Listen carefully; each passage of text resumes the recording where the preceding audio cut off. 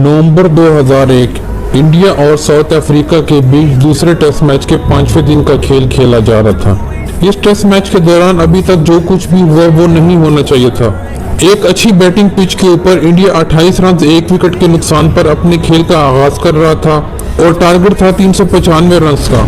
साफ दिख रहा था कि ये टेस्ट मैच ड्रॉ हो जाएगा और फिर कुछ ऐसा हुआ कि करीब था कि रेसिज्म की वजह से क्रिकेट को शदीद नुकसान पहुंचता, जिसका जिम्मेदार सिर्फ एक ही शख्स था, जिसका नाम था माइक डेनिस। माइक डेनिस एक सीधा साधा शख्स था जिसने इंग्लैंड के लिए 1973 से 1975 के बीच 12 टेस्ट मैचेस में कप्तानी की। इस टेस्ट मैच के दौरान 2 ऐसे वाकयात हुए जिसने माइक डेनिस को ये सब कुछ करने पर मजबूर कर दिया।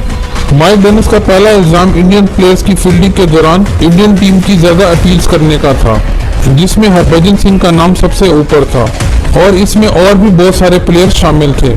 माइक डेनिस का इल्जाम था कि कप्तान सौरव गंगोली का अपने प्लेयर्स के ऊपर कंट्रोल बिल्कुल नहीं था और उनका दूसरा इल्जाम एक ऐसे इंडियन खिलाड़ी के ऊपर था जो कि करोड़ों इंडियन फैंस के दिलों की धड़कन और जिसने क्रिकेट की दुनिया में बेतहाशा रिकॉर्ड्स अपने नाम कर रखे थे। वो नाम था Sachin Tendulkar. Sachin Tendulkar stands this morning accused of ball tampering. And a bad day for Indian cricket with star batsman Sachin Tendulkar found guilty of ball tampering. Also, captain Sourav Ganguly was given a suspended 3-match ban for failing to control his team. Another 4 players were disciplined for excessive appealing.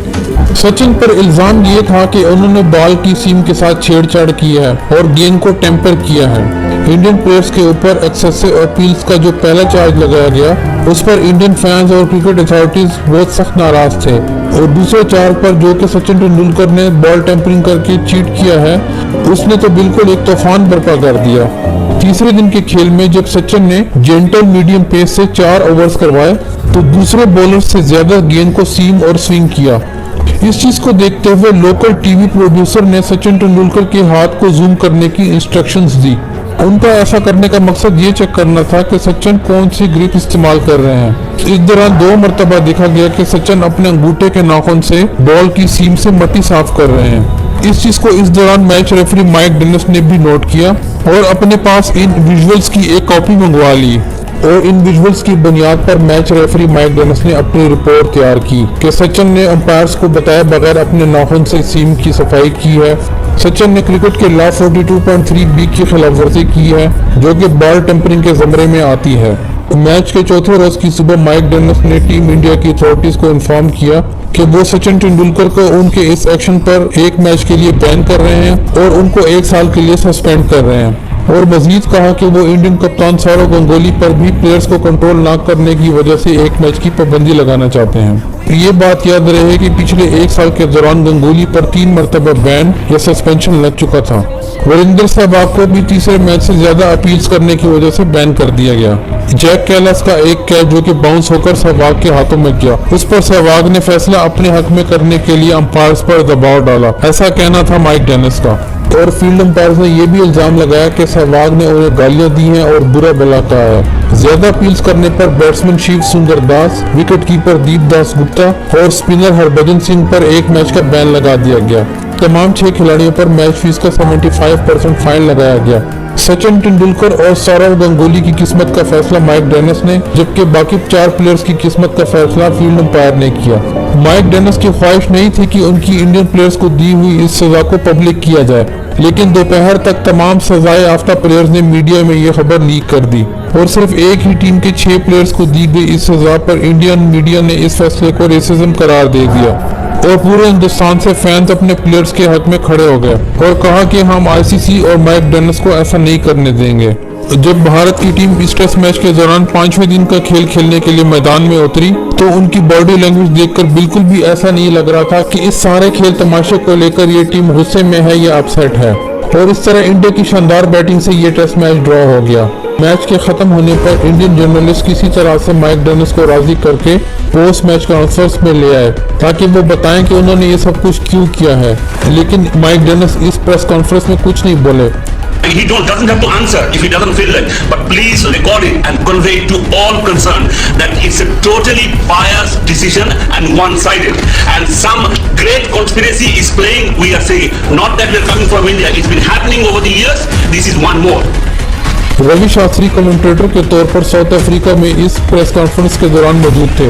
उन्होंने कहा कि अगर mic Dennis ने किसी सवाल का जवाब नहीं देना तो वो यहाँ पर क्या कर रहे हैं, हमें पता है कि वो कैसे दिखते हैं। My question is, if Mike Dennis is not going to answer any questions, what is he doing here? We know what he looks like. असल बात ये थी कि आईसीसी के रूल्स एंड रेगुलेशंस की वजह से माइक डेनिस इस प्रेस कॉन्फ्रेंस के दौरान बॉल टेम्परिंग और प्लेयर सस्पेंशन के मुद्दे पर बात नहीं कर सकते थे। ICC regulation for me as a match referee that I can't talk about decisions that I make. It's out of my hands completely. Mic Dennis ने कहा कि मुझे आईसीसी की तरफ से यहाँ बात करने की परमिशन नहीं है, जबकि साउथ अफ्रीकन क्रिकेट बोर्ड के chief executive Gerald Majola Indian media के प्रेशर की वजह से जबरदस्ती मुझे यहाँ प्रेस कॉन्फ्रेंस में लेकर आ गए हैं। प्रेस कॉन्फ्रेंस खत्म होने के बाद जेराल्ड मजोला ने कहा कि मैच रेफरी माइक डेनिस को प्रेस कॉन्फ्रेंस में लाने का आइडिया अच्छा नहीं था। उसके बाद इंडियन क्रिकेट बोर्ड के प्रेसिडेंट जगमोहन डालमिया ने आईसीसी के सामने ये डिमांड रखी कि मैच रेफरी माइक डेनिस को इंडिया और साउथ अफ्रीका के बीच होने वाले तीसरे मैच से हटा दिया जाए। यहाँ पर इंडियन क्रिकेट बोर्ड के सेक्रेटरी निरंजन शाह बोले, हम माइक डेनिस की इनकंसिस्टेंसी से खुश नहीं हैं और इंडियन टीम का मैच रेफरी पर एतबार खत्म हो चुका है और हम ये समझते हैं कि माइक डेनिस तमाम डिसीजंस इंडियन टीम के अगेंस्ट गए हैं, जबकि साउथ अफ्रीकन टीम ने भी फील्ड में ज्यादा और गलत अपील्स की। अब आईसीसी ने माइक डेनिस को बैक करना शुरू कर दिया और कहा कि माइक डेनिस ही तीसरे टेस्ट मैच में मैच रेफरी होंगे। माइक डेनिस को जब पता चला कि आईसीसी उन्हें फुली सपोर्ट कर रहा है और वो अगले मैच में मैच रेफरी होंगे, तो उन्होंने कहा कि उनके लिए डेनिस लिली और जेफ थॉम्सन को फेस करना इंडियन टीम को फेस करने से ज्यादा इजी है।